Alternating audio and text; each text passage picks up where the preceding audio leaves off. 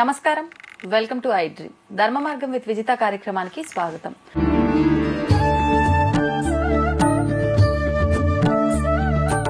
నమస్కారం గురుగారు.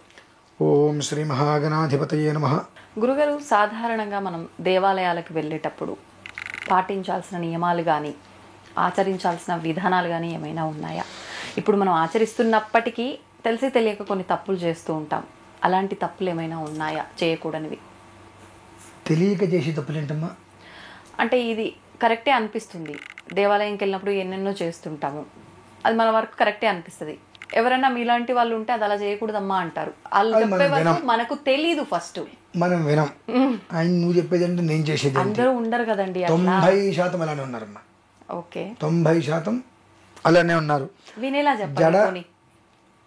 జుట్టు విరబోసుకొని వస్తుంటే జడ వేసుకొని రమ్మని అని చెప్పి నా మీద ఎంత ఫైర్ అయ్యారు నాకు తెలుసమ్మా. ఆ గులోకి నన్ను నిషేధించారు. మీరు ఫైర్ అయితే చెప్పుంటారు మరి. పారాయణ నేనేదో జపం చేసుకుంటున్నా, అమ్మ వచ్చింది, అమ్మ కాస్త జుట్టు ముడి వేసుకోవచ్చు కదమ్మా అన్న. ఆ టెంపుల్కి సంబంధించి చైర్మన్ కుదురుతావిడ. అయితే దాంట్లో జుట్టు ముడి వేసుకోకుండా వచ్చేస్తారా? వెంటనే వచ్చేసి మీరు ఎవరండి అన్నారు. నేను పారాయణ చేసుకుని జపం చేసుకున్నాను. మీరు జపం చేసుకునే వాళ్ళగా వచ్చే భక్తులతో మీకు ఎందుకంటే అన్నారు. ఇది దేవాలయం, నాకెందుకంటారేంటి మీరు? జుట్టు విరబేసుకొచ్చారు, ఇది ధర్మం కాదు అన్న. ధర్మాలు మాకు చెప్తారా మీరు అంటే వచ్చింది. నేనే చెప్పాలి, మీరే. నాకు మహా పొగరు ఎక్కువ ఇటువంటి విషయాల్లో. నేనే చెప్పాలి, మీరే వినాలి. మీకు తెలియదు, ఆలయాన్ని అడ్డం పెట్టుకొని మీకు తినడం తప్ప ఏం తెలియదు చెప్పి ఇక నేను మొదలుపెట్టాను. జుట్టు దగ్గర నుంచి తిండి దాకా ఎందుకండి? మరి ఎందుకండి అంటే ఆ అమ్మాయి ఎలా అయినా వస్తుంది, మీరెవరు మాట్లాడటానికి అన్నారు. పబ్బులోకి లంగావని వేసుకెళ్తారు అనిస్తారండి? అంటే దానికి మాత్రం డ్రెస్ కోడ్ ఉంటే వాళ్ళు ఎలా చెప్తే ఆ డ్రెస్ చేసుకొని చక్కగా వెళ్తారు. దేవాలయానికి వస్తే ఇష్టం వచ్చి నువ్వు వస్తావా? చెబితే ఇదే, మీరు దేవాలయానికి రావద్దండి అన్నారు. రోజు వస్తా, నీకు చేత ఏం చేసుకోపోతాడు అన్న. ఇంకా చెప్పాలంటే దీన్ని బట్టి నేను మీడియాలో పెడతాను, నానా పెంటా చేసి పెడతానని చెప్పా. పెద్ద గొడవ వరకు వెళ్ళిందండి. ఆ తర్వాత ఏదో జరిగిపోయింది, అయిపోయింది. అక్కడికి వచ్చేసాం బయటికి. ఇంకా అహంకారం, ఒళ్ళు బలుపు, ఎవడేం చేస్తాలే, ఎవడేమంటాలే, మా వాళ్ళ అధికారులు, నాకు అంగబలం ఉంది, నాకు అర్ధబలం ఉంది, చేసే దరిద్ర పనులు ఇవన్నీ చూసా ప్రత్యక్షంగా. ఏమి ఉండదులేండి గురుగారు. కాకపోతే అంటే మనకు నచ్చని పని ఎవరైనా చెప్తే దాంట్లో కొంచెం మనం ఖండించినట్టు మాట్లాడతాం. కానీ నచ్చని పని ఏంటంటే భగవంతుడి దగ్గరికి ఇలానే ఉండాలి అని ఉన్నాయి. మీ అమ్మగారు నీకు చెప్పలేదా? మీ నాన్నగారు నీకు చెప్పలేదా? వాళ్ళు చెప్పినా నువ్వు అట్లానే వచ్చేసావు అని అంటే వాళ్ళకి నువ్వు వెలిపి పెట్టలేదా? ఇవి చాలా వస్తాయి అమ్మా. భారత యుద్ధం ఎందుకు జరిగింది అని అంటే ఏం చెప్తారు? అదంటే ద్రౌపది నవ్వింది అంటాడు. భారత యుద్ధం ఎందుకు జరిగింది? ద్రౌపది నవ్వింది. నవ్వేందుకే? ఇలా ఒక్కొక్కటి కూడా ఒకదానికొకటి బలం చేకూరుస్తాయి. బలం చేకూరటానికి 10 విషయాలు కావాలి. ఆ 10 నెగిటివ్లు బలం చేకూరుస్తాయి. భారత యుద్ధం జరిగింది, ఇక్కడ అదే జరుగుతుంది. ఇప్పుడు ఏ దేవాలయానికైనా మనం వెళ్ళాలి అని అంటే పురుషుడు లుంగి కట్టుకొని వెళ్ళాలి, స్త్రీ చీర కట్టుకొని వెళ్ళవచ్చు, లంగా బోని వేసుకొని వెళ్ళవచ్చు, అథవా పైన చున్నీతోటి పంజాబీ డ్రెస్ వేసుకొని వెళ్ళవచ్చు. ప్యాంట్ షర్ట్ వేసుకొని వెళ్తానంటే కుదరదు. దేవాలయంలో ధ్వజస్తంభాల దగ్గర ఇష్టం వచ్చి దీపాలు పెట్టేస్తారు. అది మనం ఏ ప్లేస్లో పెట్టాలి, ఎంతవరకు పెట్టాలి అనేటువంటి విషయం కూడా మనం చూసుకోవాలి. ఇది ఆలయం వాళ్ళు ఎవరు చెప్పరండి. పెట్టేస్తే వాళ్ళు చూసుకుని వదిలేసుకుంటారు. వాళ్ళు కూడా ఏ ప్రదేశంలో మనం దేవాలయంలో దీపారాధన చేస్తే అది మనకి ఫలితం వస్తుంది మనం తెలుసుకోవాలి. కార్తీక మాసం వచ్చింది, అడుగు పెట్టడానికి వెళ్ళకుండా మొత్తం దీపాలు వెలిగించేస్తారు. ఆలయంలో అంతా వెలిగించేస్తారు. వాళ్ళ పని అయిపోతుంది, వెళ్ళిపోతారు. అది మొత్తం రేపు పొద్దున అమ్మాయి ఇంకెవరు వచ్చి బాగు చేసుకోవాలి. నువ్వు దీపారాధన ఎక్కడ పెట్టాలి దానికి ఒక స్థలం ఉంటుంది. ధ్వజస్తంభం పరిసరాల్లో ఒక స్థలం ఉంటుంది. అక్కడ పెట్టిన తర్వాత దీపారాధన కొండెక్కింత దాన్ని తీసి మరి నువ్వు పక్కన నువ్వే వేసి వెళ్ళాలి. అవునా? 2 గంటలు 3 గంటలు లేట్ అయినా ఓన్లీ ధ్వజస్తంభం దగ్గరైనా ఆలయంలో ఎక్కడైనా సరే అంటే ఆ దీపారాధన పెట్టవలసిన ప్రదేశం ఉంటుంది. దీపారాధన నువ్వు ఎక్కడైతే పెట్టావో కొండెక్కే వరకు నీ పారాయణ అక్కడే కూర్చొని అమ్మవారిని అనుష్ఠానం చేసుకుంటూ స్వామివారిని జపం చేసుకుంటూ ఏదో లలిత సహస్రం చదువుకుంటూ దీపారాధన కొండెక్కిన తర్వాత దాన్ని తీసి పక్కన పెట్టేసి వెళ్ళాలి. అది నీ బాధ్యత. కానీ అంత సమయం ఉండాలంటే ఇప్పుడు ఆలయాల్లో ఇప్పుడు ఎగ్జాంపుల్కి కార్తీక మాసమే తీసుకోండి, మనం ఇలా పెట్టి పక్కకు జరుగుతూనే ఉంటాం, వేరే వాళ్ళు వచ్చి దాన్ని పక్కకు జరపటము, ఏదో ఒకటి చేసి ఆ ప్లేస్లో పెట్టడము, ఏదో ఒకటి చేస్తూ ఉంటారు. అంతంత సమయం మనం ఉండడం కుదురుతుందంటారా? ఇప్పుడు కడుపే కైలాసం ఇల్లే వైకుంఠం అన్నారు. నీ ఇల్లు నీకుందిగా, నీ ఇంట్లో నువ్వు దీపారాధన చేసుకుంటే నేను ఎవరు కాదనరుగా. అక్కడికి వెళ్ళి నువ్వు చేసుకోవాలనుకుంటున్నప్పుడు నిన్ను ఎవరైతే కదిలించకుండా ఉంటారో అక్కడ కూర్చో. అంతే. ఎక్కడ కూర్చుంటే నిన్ను ఎవరు కదిలించరో ఒక 2-3 గంటలు కూర్చో. తర్వాత దీపారాధన పూర్తయిపోయిన తర్వాత మనం అక్కడ కూర్చున్న తర్వాత కూడా మనకు ఉన్నటువంటి విపరీతమైన మూఢభక్తి 2 ప్రమిదలు పెట్టి ఆ ఒత్తులు మన వైపు వేసుకొని వెలిగించుకుంటాం. అది అంటే మనకు దీపం పెట్టుకుంటాం. మనం అక్కడ భగవంతుడికి దీపారాధన వెలిగించామా, మనకు దీపం పెట్టుకుంటున్నామా, తేడా ఉంటుందండి. 2 భగవంతుడి వైపు ఉండాలి. ఇళ్ళల్లో కూడా ఇటువైపు పెడతారు, ఎందుకు అర్థం కాదు. అవును, నాకు భలే ఆశ్చర్యం వేస్తుంది. ఎవరికి పెడుతున్నట్టు దీపం? ఇటువైపు అంటే పెట్టడం, అటువైపు అయితే చేయటం. పెడుతున్నారా, చేస్తున్నారా? ఇటువైపు మీరు పెట్టారా, మీకు సంపదలు ఉండవు, హరించుకుపోతాయి, పైసా మిగలదు, నిరంతరము ఏడుపే, జీవన పోరాటమే. మనకు ఎండమావుల్లాగా అక్కడేదో మనకి ఇంత కనిపిస్తుంది, రేపు మందే అనిపిస్తుంది, వెళ్ళిన దగ్గర నుంచి అది వెళ్తూనే ఉంటుంది. ఇంకా ఏమి జీవితానికి చీకటి మినహాయిస్తే ఏం కనిపించదు. ఇటువైపు పెట్టుకుంటే, అటువైపు దీపారాధన చేస్తే సిరుల పంట, కనక వర్షం కురుస్తుంది. అది మనం తెలుసుకోవాలమ్మా. దేవాలయానికి వెళ్ళేటువంటి వాళ్ళు ఇదెందుకు చేయాలి, అదెందుకు చేయాలి అని అడిగేటువంటి వ్యవస్థ ఒకప్పుడు లేదు, ఇప్పుడు తయారయ్యారు ప్రతిదానికి కూడా. ఎందుకంటే దేవాలయంలో వాళ్ళు కూడా అంతే తయారవుతున్నారు. భగవంతుని వ్యాపార ధోరణిగా మార్చేశారు కాబట్టి ఎవరితో వచ్చినట్టు వాళ్ళు వెళ్తున్నారు. ఇంటి దగ్గర నుంచి బయలుదేరితే కాళ్ళకు పసుపు రాసుకొని ఇంటి దగ్గర నుంచి బయలుదేరితే దేవాలయంలోకి వెళ్ళి కాళ్ళు కడుక్కొని మెట్లెక్కిన తర్వాత ఏది ఆలయానికి వెళ్ళావు నువ్వు ముందు, ఆలయంలో ఉండేటువంటి ఆంజనేయ స్వామి అనేది ఒంటి ఉంటుంది, బయట ఒంటిని స్పృశించు, ఒంటికి నమస్కారం చేసుకో. వైష్ణవాలయానికి వెళ్ళాం, గరుత్మంతుడు ఉంటాడు. శివాలయానికి వెళ్ళావు, నంది ఉంటాడు బయట, ముందుకు నందికి నమస్కారం చేసుకో. నంది భృంగిరతస్తుండి నందినో నందికేశ్వర కర్మ మోటీతు చాముండ చర్మముండ అతు చర్చిక అని కొన్ని మంత్రాలు ఉంటాయి. నందికి నమస్కారం చేసుకో, చక్కగా ఒక ప్రదక్షిణలా చేసి కూర్చో, కొంచెం పెట్టుకో. అంటే నీ దీపారాధన అవన్నీ కూడా నీ ప్రదక్షిణం పూర్తి చేసుకొని స్వామివారికి నమస్కారం చేసుకొని అర్చన చేసుకొని బయటకు వచ్చిన తర్వాత నువ్వు దీపారాధన చేసుకో. మీరు నంది అంటే గుర్తొచ్చింది. ఇప్పుడు ఏదైతే ఇప్పుడు నంది ఒంటె ఇవన్నీ వాహనం గురించి చెప్పారో మీరు, అక్కడ కూడా దీపారాధన చేస్తుంటారు చాలామంది. చేయొచ్చు అలాగా? మా పుర్రెకొక బుద్ధి అంతే. వద్దు అంటారే పానేస్తారా? అంటే వినేవాళ్ళు కూడా ఉంటారు కదా. ఇప్పుడు దేవాలయానికి వెళ్ళినా ఎక్కడికి వెళ్ళినా గోత్రనామాలు మీరు చెప్పొద్దు అని చెప్పే ఎన్నో విషయాల్లో. అవును. మానేస్తున్నారా? ఒకవేళ మేము ఏదైనా దేవాలయంలో మిమ్మల్ని గోత్రం అడగకపోతే 19 గోత్రం అడగడం మర్చిపోయారు, అవును, గోత్రం చెప్పకుండా ఎవరికి పూజ చేశారండి అంటారు. మా నాన్నగారి దగ్గరికి నేను వెళ్ళి నాన్న నీ కొడుకుని నేను అని చెప్పుకుంటే ఎలా ఉంటుంది? మూర్ఖత్వం. భగవదారాధన చేసి గోత్రనామాలు చెప్పుకుంటే అలా ఉంటుంది పరిస్థితి. చెప్పకూడదు. ఇవి వింటారా ఎవరైనా? వినారు. గురుగారు మీరు చెప్తే మేము వింటామని అంటారు, వివరంగా చెప్తా. ఇంకొక దేవాలయానికి వెళ్తే వాళ్ళు గోత్రం పెడితే మీరు చెప్తారా చెప్పరా? మరి ఇప్పుడు గోత్రనామాలు ఇలా చెప్పడము ఇదంతా సాంప్రదాయం, లేకపోతే అసలు ఈ గోత్రం ఎందుకు వచ్చిందండి?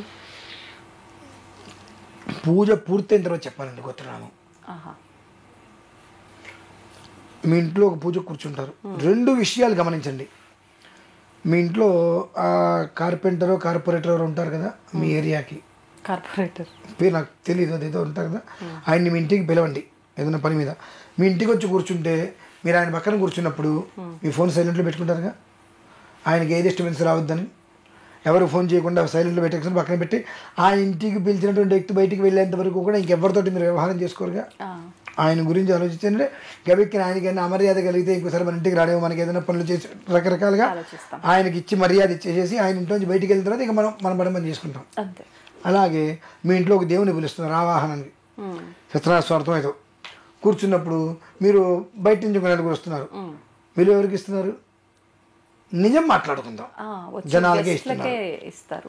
జనాలకి ఇస్తున్నారు. ఈయనకెందుకు, ఈయనకి నువ్వు విలువైనప్పుడు అక్కడ నువ్వు కూర్చోవడం దానికి, ఆయన విలవడం దానికి, ఆయన అవమానించడం దానికి. ఆయన్ని పిలిచి నువ్వు అవమానించావు, అక్కడ నీ గోత్రం పేరు చెప్పు. ఎవరు అవమానించింది? ఫలానా గోత్రం వాడు, ఫలానా పేరు వాడు ఏం చేశాడు, నిన్ను పిలిచి అవమానించాడు. పాపం చుట్టుందిగా. మరి ఏం చేస్తారంటే మంత్రహీనం, క్రియాహీనం, భక్తిహీనం, హుతాశన. పూజ పూర్తయిన తర్వాత నీళ్ళు వదిలిపెట్టాలి. అంటే మంత్రంలో కానీ, పూజలో కానీ, క్రియలో కానీ ఎక్కడైనా ఏదైనా కనుక ఒక అపరాధం జరిగితే క్షమించి తండ్రి అని చెప్పి నీళ్ళు వదిలిపెట్టేస్తారు. అప్పుడు పూజ ఎవరు చేశారని వస్తుంది. అప్పుడు మన గోత్రం పేరు చెప్పుకోవాలి. లాస్ట్ టైం మీకు గుర్తుందో లేదో, శ్రావణ శుక్రవారం రోజున మనం కూడా అదే చేసాం. ఇంట్లో వాళ్ళందరూ కూడా ఏంటి, పంతులు గారు గోత్రం చెప్పలేదండి, గోత్రం చెప్పలేదంటే అనుకున్నారు. చివరి వరకు చెప్పలేదు మనం. ఎందుకంటే మొదట్లో చేసినప్పుడు 10 రకాల కోరికలు కొడతాం. ఆ కోరికలకి తగ్గట్టుగా మనం ఒబేడ్ ఇన్ ఆర్డర్ ఏదో అంటారు చూసారా, అలా అక్కడ ఉంటున్నామా? అంటే ఒక పర్సన్ మన ఇంటికి వస్తే అతనికి ఇచ్చిన వాల్యూ, ఆ పర్సన్కి కూడా జీవితాన్ని ఇచ్చిన పైవాడు భగవంతుడు వస్తే మనం ఇవ్వట్లేకపోతున్నాం. కాబట్టే ఆ ఇవ్వలేని పరిస్థితి వచ్చి ఆ దోషానికి నువ్వు ప్రాముఖ్యత చెందుకొద్దు నీకు అని చెప్పి గోత్రం పేరు అనేటువంటిది అక్కడ వద్దు. చివరిలో మేము ఈరోజు సంధ్యావందనం చేస్తాం. శుభనక్షత్రే శుభయోగే శుభగణ ఏవంగన విశేషణ విశిష్టాయాం శుభదతో శ్రీ పరమేశ్వరం తెస్త శ్రీ పరమేశ్వర ప్రీత్యర్థం ఉన్నప్పుడు గోత్రం పేరు వస్తుంది. వెంటనే అక్కడ ప్రాతః సంధ్యామభాషి అవి చెప్పేసుకుంటాం. సంధ్యావందనం మొత్తం పూర్తయిపోయిన తర్వాత చతుస్సాగర పడిందో అప్పుడు మా గోత్రం పేరు చెప్పుకుంటాం మేము. అది విధానం. అది మార్చేసేసి నా ఇష్టం వచ్చేట్టు నేను వ్యవహారం చేస్తానంటే అనుభవించేది అందరూ అనుభవిస్తారమ్మా. గురుగారు ఒక డౌట్, అంటే కరెక్ట్గా గుర్తుకు లేదు కానీ ఇది ఇంతే ఉందేమో అనిపిస్తుంది. ఇప్పుడు వ్రతాలు ఇలాంటివి చేసేటప్పుడు వరలక్ష్మి వ్రతం అన్నారు కాబట్టి వరలక్ష్మి వ్రతమే తీసుకుందాము. మొదటి పేజీలో ఫస్ట్ మనం పూజ మొదలుపెట్టిన ఒక 2-3 లైన్ల తర్వాత వెంటనే గోత్రనామాలు చెప్పుకోవాలి అని చెప్పి వస్తుంది కదా, పుస్తకంలో రాస్తారమ్మా. ఇప్పుడు వరలక్ష్మి వ్రతం పుస్తకంలో 2వ పేజీలోనే శుభనక్షత్ర శుభయోగి వచ్చినప్పుడు గోత్రం పేరు వస్తారు. అక్కడ అది కనుక రాజలేదు అని అంటే మీరు ఆ పుస్తకం కొంటారా? అంతే అంటారా? కొనమంటారా? అంటే జనాలు ఇక్కడ మైండ్గా ఫిక్స్ అయిపోయారు ఇది ఇంతే అని. అది ఎంత పాపమో అర్థం కావట్లేదు వాళ్ళకి. అనుభవిస్తే తెలుస్తుందని అంటారు కదా, ఇవన్నీ అనుభవించేవి. కానీ ఆ తప్పుల వల్లే అనుభవిస్తున్నామన్న జ్ఞానం ఉండట్లేదు కదా. అది కర్మ ప్రారంభం. చెప్తే వినాలి, స్వతహాగా తెలియాలి. రెండూ చేయనప్పుడు అనుభవించాలి. అనుభవించేటప్పుడు నువ్వు ఎన్ని పూజలు చేసినా, ఎన్ని గోపురాలు తిరిగినా, ఎన్ని గుళ్ళకి వెళ్ళినా పుణ్యం రాదుగా నీకు. ఇది ఒక్కటి మానొచ్చుగా, ఇవి మనం ప్రతిదీ ప్రతిదీ ప్రతిదీ ఇంట్లోంచి దేవాలయానికి వెళ్తున్నామనంటే మనం ఎప్పుడు వెళ్తాం దేవాలయానికి? ఎప్పుడు వెళ్ళాలి, ఎప్పుడు వెళ్తాం? అది కూడా మన ఇంట్లో పనులు మొత్తం పూర్తి చేసుకొని ఆరాంసే వెళ్తాం. మళ్ళీ ఇంట్లో పని టయానికి అడిగి వచ్చేస్తాం. అంటే భగవంతుడు దగ్గరికి వెళ్ళి రావడానికి కూడా నువ్వు ఒక ప్రత్యేకమైన టైం, నీకు నచ్చిన టైం కేటాయించుకుంటున్నావు. కానీ అంటే ఇంట్లో అంతా శుభ్రం చేసుకొని మనం కూడా ఫ్రెష్ అయిన తర్వాతే కదా ఆలయానికి. కరెక్టేనమ్మా. పెందలాడ చేసుకోవచ్చు. కానీ మీరు 4 గంటలకి ఫ్లైట్ ఏం చేస్తారు? అర్లీగా లేస్తాం. 6ంటికి ఫ్లైట్, స్నానం చేసి అంతా ఇంట్లో రెడీ అయ్యాక వెళ్తాం. మరి నువ్వు గుళ్ళోకి వెళ్ళాలంటే ఇంట్లో ఆ టైంలో ఎందుకు లేవలేకపోతున్నావు? అంటే మనం ఇచ్చే వాల్యూ ఎవరికి ఇస్తున్నాం, దేనికి ఇస్తున్న విషయం మనకు కూడా అర్థం కావట్లా. ఎవరికి వాల్యూ ఇవ్వాలి, ఎవరికి ఇస్తున్నాం అనేటువంటిది మనం గమనించుకోవాలి. ఎప్పుడు అంటే ఫ్లైట్ టికెట్ పోతే 3,000 రూపాయలు పోతాయని మనం ఆలోచిస్తున్నాం. కానీ ఇక్కడ ఇన్ టైంలో మనం వెళ్ళలేకపోతే జీవితం నష్టపోతున్నాంగా. ముండమోపి 3,000 రూపాయలు ఇంపార్టెంటా, జీవితం ఇంపార్టెంటా? జీవితం. అది మనం గమనించుకోవాలి. మీకు ఒక హాస్యాస్పదమైన విషయం చెప్పంటారా? అష్టాచం మాడతారు కదా, వేస్తారు. ఫస్ట్ వేస్తారు, 2 పడుతుంది. ఎవరికంటారు అది? దేవుడికి. అదే అష్టా పడితే మనం ఎక్కిస్తాం కాయ. అంటే కనీసం ఆటల్లో కూడా పెద్ద బంధం పడితే మన దేవుడికి వెళ్ళలేకపోతున్నాం. ఆటల్లో కూడా పెద్ద బంధం పడితే దేవుడికి మనం ఇవ్వలేకపోతున్నాం, చిన్న బంధం పడితే దేవుడికి ఇస్తున్నాం. ఇక మనం దేవుడిని ఎలా అడుగుతున్నాం? అంటే ఎంత సెల్ఫిష్గా ఉన్నాం మనం. ఇంత సెల్ఫిష్గా ఉన్న మనకు అనుగ్రహం రావాలంటే ఎలా వస్తుంది? ఆశీస్సులు ఇమ్మంటే భగవంతుడు ఎలా ఇస్తాడు? ఇది మనం గమనించుకోవాలమ్మా. నేను దేవుడి దేవాలయానికి వెళ్ళక్కర్లేదు, దీపారాధన చేయక్కర్లా. నీ ఇంట్లో ఉండేటువంటి భగవంతుడిని నువ్వు ఆరాధన చేసుకుంటే చాలు. బట్ ఈ చిన్నది కేవలం అష్టాపడిందంటే నాది 2 పడితే దేవుడిది అంటున్నామంటే మన యొక్క ఆలోచన ఏ స్థాయిలో ఉంది అని మనం గమనించుకోవాలి. ఇటువంటి స్థితిలో మనకు ఉన్నప్పుడు మన ఒక పొజిషన్ ఏ రకంగా ఉంది, మన ఆలోచనలు ఎలా ఉన్నాయి, మనకు రావాల్సిన మంచి మనకి ఎంతవరకు వస్తుంది అని మనం క్యాచ్ చేసుకోగలమా అనేటువంటివి మనం గమనించుకోవాలి. భగవంతుడు ఆలయం ఎందుకు ఉంటుంది తెలుసా అసలు? మీరు గుడికి వెళ్ళటానికి కాదు, ప్రతి ఇంట్లో కూడా సూర్యోదయంలోపు దీపారాధన చేయాలి. మనం చెయ్యట్లా. ఖచ్చితంగా దేవాలయాల్లో సూర్యోదయంలోపు దీపారాధన చేస్తారు. సూర్య కిరణాలు భూమి మీద పడేలోపు ఏ దేవాలయంలో ఏ ఇంట్లో దీపం వెలుగుతుందో ఆ ఇల్లు ఎప్పుడు కలకలాడుతూ ఉంటుంది. అలా ఇంట్లో ఎవరు కూడా ఇప్పుడు 5:30 లోపు దీపారాధన చేసేవాళ్ళు లేరు కాబట్టి సూర్యోదయం లోపు ఏ దేవాలయంలో దీపారాధన జరుగుతుందో ఆ దేవాలయ ప్రాంగణం పరిసరాలు మొత్తం కూడా ముందు ఆ భగవంతుడి అనుగ్రహం వల్ల చల్లగా ఉంటాయి. దానికోసమే దేవాలయాలు ఉన్నాయి. ప్రతి ఇంట్లోనూ 5:30 కల్లా చేసేటట్టయితే కనుక దేవాలయంతో పని ఉందమ్మా, ఇల్లే దేవాలయం కదా. అది మనం గమనించుకోవాల్సిన విషయం. దేవుడు ఎందుకున్నాడు?